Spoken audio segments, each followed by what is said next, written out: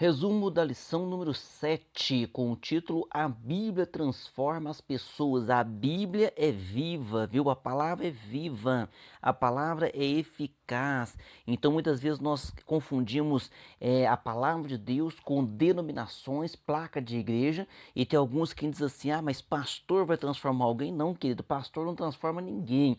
É a palavra, é o Jesus. Jesus, ele é a palavra em ação, porque está escrito lá em São João, né, capítulo 1, versículo 1, no princípio era o verbo é logos no grego é palavra, então no princípio era a palavra estava com Deus e a palavra era Deus, então Jesus é Deus, então Jesus é que transforma, a palavra é viva, olha aqui, Hebreus 4:12, textuário, porque a palavra de Deus é viva e eficaz e mais penetrante do que qualquer espada de dois gumes e penetra até a divisão da alma e do espírito e das juntas e medulas e é apta para discernir os pensamentos e intenções do coração. A verdade prática diz: a palavra de Deus é viva e anula os conselhos das trevas e nos torna humildes diante de Deus. Então, só a palavra de Deus é que pode ter e que tem este poder, viu? A leitura bíblica em classe se encontra aos Hebreus capítulo 4, versículo 11 ao 13 e 2 Coríntios capítulo 10, versículo 4 ao 6. E o objetivo geral desta lição, na sua parte primeira, é destacar que a Bíblia é destacar que a palavra de Deus é viva e eficaz. Na parte segunda, né, elucidar que a Bíblia anula os conselhos do mundo. E na terceira parte, expor que a Bíblia nos proporciona a humildade. Então, só a palavra de Deus tem este poder, viu? Então, está escrito lá, lá em São João, como citei para você, capítulo 1, versículo 1. Então, nos deixa claro que o próprio Jesus é a palavra em ação. Na introdução aqui, a Bíblia é de origem divina, seu autor é o único Deus vivo e verdadeiro. Romanos 12:2 diz para nós não nos conformarmos com este mundo, mas que nós devemos buscar o quê? Essa renovação, então não, essa transformação. Então não vos conformeis com este mundo, viu? Mas transformai-vos pela renovação. Então só a Bíblia pode trazer essa renovação.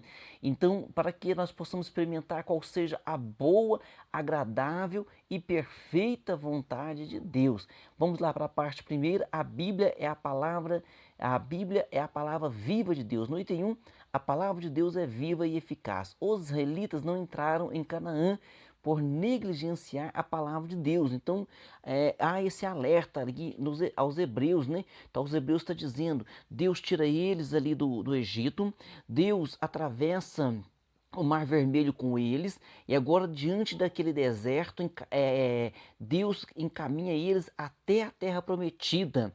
Então, quando eles estão diante da terra prometida, Deus diz a Moisés para que envie ali 12 espias, e o povo então, ao ver o relato dos espias, porque 10 disseram a terra é boa, mas ali tem gigantes, nós não vamos conseguir, e dois deles, que é Josué e Caleb, disse a terra é boa, nós vamos conseguir, tem gigantes lá e nós vamos colocá-los para correr, mas só que o povo então negligenciou a palavra, não creu na palavra. E o que aconteceu com aquele povo? Aquele povo não entrou na terra prometida. Aquele povo, o povo ficou por 40 anos caminhando no deserto. Aquela geração morreu no deserto durante aqueles 40 anos, né?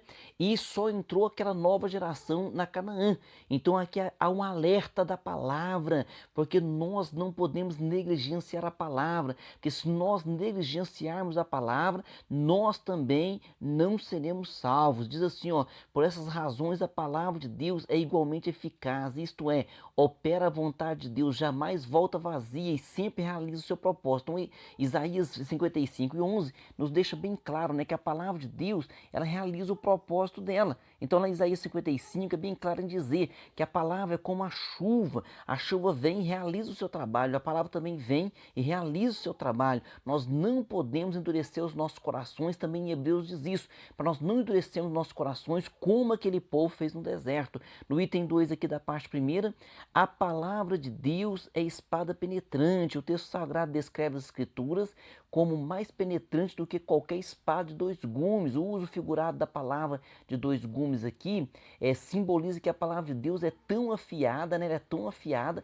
que ela corta qualquer resistência, qualquer impedimento, qualquer pensamento contrário, de dúvida. Então a palavra tem este poder. Se você ouvir a palavra, se você começar a ler a palavra, você vai sentir que essas coisas negativas elas vão embora, elas vão cair por terra. Por quê? Porque a palavra ela é poderosa e ela então ela vai discernir este conflito, porque dentro de nós há um conflito, né, entre o espírito e a carne. Então há esse conflito constante. Então o que vai nos fazer vencer a carne? É a palavra que vai nos fortalecer e nos fazer vencer a nossa carnalidade, porque todo ser humano tem nele a carnalidade. No item 3 aqui da primeira parte, a palavra de Deus é apta para discernir. Então a mensagem bíblica também é apta para discernir os pensamentos e intenções do coração. Então a palavra do Senhor, porque o nosso Deus, como está escrito lá em Hebreus 4:13, né, os olhos daquele a quem temos que tratar. Então o nosso Deus, ele vê todas as coisas, ele sabe todas as coisas. Diz assim, ó,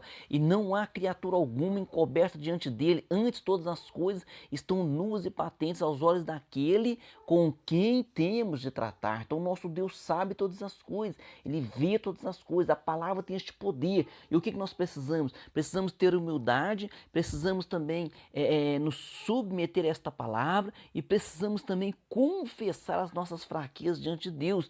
Muitas das vezes nós não temos o que? Coragem de confessar as nossas fraquezas. Nós sabemos as nossas fraquezas, mas quando oramos ali no secreto, quando fechamos a porta do nosso quarto e começamos a orar com Deus, onde nós podemos ali expor as nossas dificuldades, nós temos dificuldade de falar com Deus dos nossos pecados, dizer, Senhor, me liberta disso, me liberta daquilo, tem misericórdia da nossa vida ou da minha vida. Vamos ter coragem, vamos em oração, colocar tudo diante do nosso Deus para alcançarmos dele as suas bênçãos. Na parte 2, nós temos aqui a Bíblia anula os conselhos do mundo. Olha que coisa maravilhosa. No item 1, as armas da nossa milícia. No item 2, a destruição das fortalezas. No item 3, a destruição dos falsos argumentos. E no item 4, a destruição de toda a altivez. Então a Bíblia tem este poder.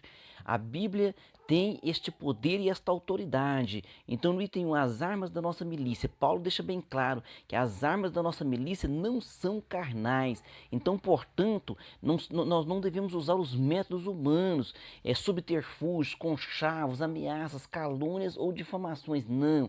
A nossa arma é a verdade, a justiça, o evangelho, a fé, a salvação, a espada do Espírito, a oração perseverante.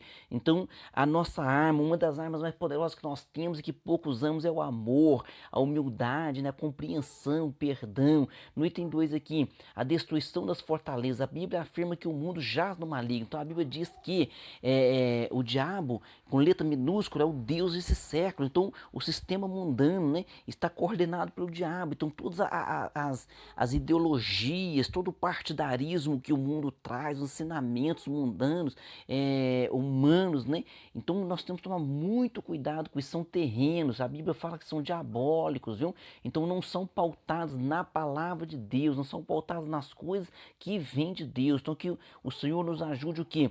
A nos fortalecer a nossa fé, porque através do ensino da palavra, da meditação da palavra, através de nós seguirmos a palavra, nós vamos estar destruindo as fortalezas do inimigo, as fortalezas das trevas, viu? No item 3, a destruição dos falsos argumentos. A Escritura diz que o poder de Deus também destrói os conselhos, né? Está lá em 2 Coríntios, está no textuário nosso aí, em 2 Coríntios capítulo 10, versículo 5, destruição dos conselhos. Também de toda altivez. Então este conselho também se traduz aqui por raciocínios falaciosos. Então o nosso Deus, a palavra dele, ela destrói esses conselhos, esses raciocínios falaciosos. Então se aplica às ideologias anticristãs, entre elas o ateísmo, o relativismo, o secularismo, o marxismo e as heresias que se contradizem à mensagem da cruz. Então são tantas coisas, né, que vão surgindo e as pessoas vão dizer, não, mas fulano é muito inteligente, tem muitas faculdades. Veja bem, irmãos, quantos cientistas passaram aqui nessa terra e que deixou tantas descobertas maravilhosas. Você vai ver a vida deles, são pessoas que criam em Deus, que também dedicaram a sua vida a Deus. Então, cuidado, sempre haverá a boa ciência e a falsa ciência, viu? No item 4, a destruição de toda altivez. O poder do Altíssimo igualmente aniquila toda altivez que se levanta contra o conhecimento de Deus. Então toda essa rebeldia, esse orgulho, essa jactância, arrogância, viu? E as demais vaidades humanas caem por terra diante da palavra. Satanás é quem atua na mente das pessoas e as mantém afastadas de Deus. Então tem pessoas que têm vergonha de carregar uma Bíblia, tem pessoa que chega ao cômodo de ter vergonha de dizer que Deus criou todas as coisas, dizendo, não, pastor, acho que nós viemos do macaco, nós viemos da evolução. Não, querido, nós viemos de Deus, nós viemos do pó da terra. Ah, não, mas será que o homem não veio do macaco? Não, o homem não veio do macaco. Como é que o homem evoluiu do macaco e o macaco não existe? Ou seja, então se o homem tivesse vindo do macaco, então se transformou o macaco, transformaria em ser humano, não existiria mais macaco. Então são coisas que você tem que ir observando, tomando cuidado. Por quê? Porque esse secularismo, né, são essas ideologias que têm derrubado, muitas mentes têm fracassado, mas a palavra do Senhor derruba tudo isso por terra, essa fortaleza, e nos fortalece diante de Deus. Vamos para a parte 3. A Bíblia nos torna humildes. Tudo isso que nós vamos aprendendo, nós temos que saber transmitir com humildade, viu? No item 1 aqui, Deus aborrece a soberba. Então a Escritura declara que Deus resiste aos soberbos, porém Ele dá graça aos humildes. Então Deus resiste aos soberbos. Então aquela pessoa que é soberba, que pensa que sabe tudo e que faz e que acontece, né? Ah, eu sei é do meu jeito, que eu penso assim e que eu aprendi assim, que eu nasci assim. Não, essa pessoa, Deus não a fará prosperar. Então toda arrogância, viu, toda essa soberba cai por terra. Então os que confiam na sabedoria mundana e rejeitam os preceitos divinos, então a palavra desfaz tudo isso. Então Tiago nos exorta, ali em Tiago capítulo 4, versículo 7, nos exorta dizendo, sujeitai-vos, pois, a Deus. Também lá em Tiago 4, 10, ele diz, humilhai-vos perante o Senhor.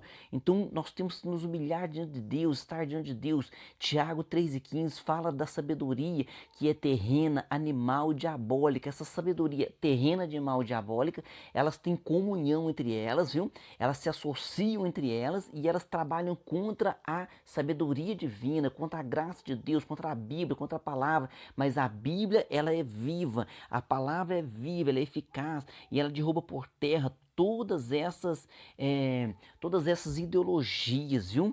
Então no item 2 aqui, Cristo é o nosso exemplo de humildade. Então a Bíblia registra que Cristo não teve por usurpação ser igual a Deus, mas aniquilou-se a si mesmo, tomando a forma de servo. Então está em Filipenses capítulo 2, versos 6 e 7.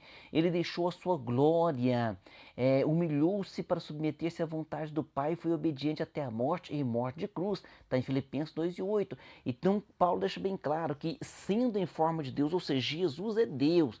Então sendo em forma de Deus, não teve por usurpação ser igual a Deus. Então Jesus venceu na terra sem usar a sua deidade. Porque alguém poderia dizer, pastor, Jesus venceu, mas porque Jesus era Deus? Não, Jesus venceu porque ele era obediente. Ele nasceu da jovem Maria, então ele é 100% homem, nunca deixou de ser Deus, quer dizer, então ele é 100% homem, também 100% Deus. Mas estando na terra, não usou a sua deidade, não usou a sua parte divina ali, né? Ou melhor dizendo, né? Não usou a sua divindade, a sua deidade. Se diz o termo, se usa deidade, tá? Então ele venceu como homem para nos dar exemplo. E por isso que ele tem toda a condição de nos ajudar a vencer também. E ele nos deu exemplo de humildade. No item 3 aqui, ó. Humildade é uma virtude cristã. Então Cristo nos ensinou que para entrar no reino dos céus a pessoa tem que se portar com humildade. Vocês lembram quando havia ali discípulos discutindo, né, quem seria maior no reino? E o que Jesus fez? Pega uma criança, coloca no meio deles, diz que quem não imitar uma criança não poderá entrar no reino dos céus. Agora, eu acho que criança é a coisa mais pura que nós conhecemos nessa terra, né? E mais humilde que nós conhecemos nessa terra. Claro que o primeiro exemplo de humildade e pureza vem de Jesus. E o segundo exemplo que nós podemos olhar é o próprio Jesus colocando a criança no meio deles, né? Então, ser humilde significa comportar-se com modéstia e reconhecer as próprias fraquezas. Nós precisamos reconhecer também as nossas fraquezas para que diante disso o Senhor nos dê força e nos dê graça. Amém. Conclusão, o Altíssimo não tolera a soberba humana, nem a rejeição à revelação divina. Então não adianta o homem ser soberbo, o homem ser arrogante, Deus não tolera isso, viu? E não podemos também rejeitar a sua palavra. Procure entender a palavra, compreender a palavra, estudar mais a palavra, para que você seja ainda mais abençoado, viu? E podemos abençoar as pessoas que estão ao nosso redor, porque nós queremos transmitir também o que? Uma palavra de conhecimento, de bênção, né? Uma palavra de sabedoria para essas pessoas, não para dizer que sabemos mais de forma alguma, mas que nós possamos alcançar esses corações, porque né, o que está em jogo é a salvação de uma alma, né?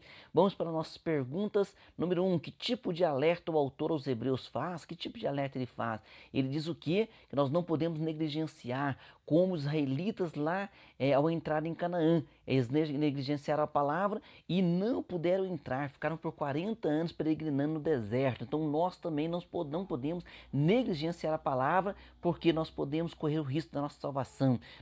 Na pergunta 2, né, qual é a consequência para quem endurece o coração, tal qual os israelitas o fizeram lá no deserto?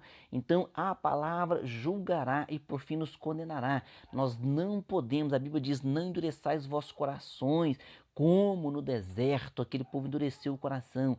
Pergunta 3, qual é o método cristão para anular os sofismas? O método cristão para anular os sofismas, o que é sofisma? Argumentos lógicos, porém enganosos, viu? São argumentos lógicos. Ah, lógico é isso, eu aprendi isso, e o cientista falou aquilo, mas qual cientista que falou, meu querido?